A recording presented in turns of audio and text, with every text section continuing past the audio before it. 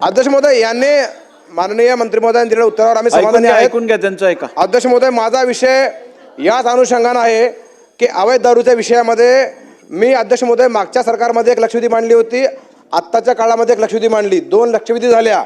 आपल्या दालनामध्ये 6 फेब्रुवारी 23ला, 23 जानेवारी 25ला, 14 जुलै 25ला 3 बैठका झाल्या अध्यक्ष महोदय.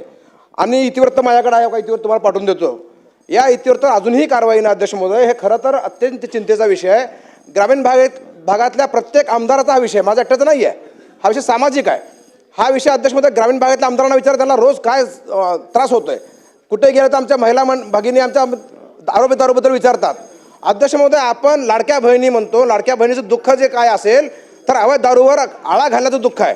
अध्यक्ष महोदय, दुरुस्ती करण्याची आवश्यकता आहे. आपण बैठक घेतली, आपण निर्देश दिले एक्साईज डिपार्टमेंटला, फूड अँड ड्रग्सला, होम डिपार्टमेंटला. आपण अध्यक्षांनी निर्देश देऊन सुद्धा काय होत नसेल अध्यक्ष महोदय, तर हे चिंतेचा विषय आहे अध्यक्ष महोदय. अध्यक्ष महोदय, आपण निर्देश दिलेले आहेत तरी काय होत नाही, हा चिंतेचा विषय अध्यक्ष महोदय, चिंतेचा विषय आहे.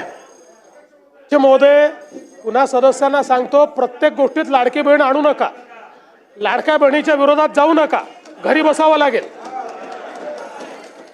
प्रत्येक गोष्टीत लाडकी बहीण, लाडक्या बहिणींचे पैसे चालूच राहतील, ती योजना सुरूच राहील. त्या योजनेला दुसऱ्या योजनेशी कंपेअर करता येत नाही, हे आपण लक्षात ठेवा. दुसरं, माननीय अध्यक्ष महोदय, आपण जर काही निर्देश दिले असतील आणि त्याची अंमलबजावणी झाली नसेल तर तात्काळ ती करण्यात येईल. ठीक आहे.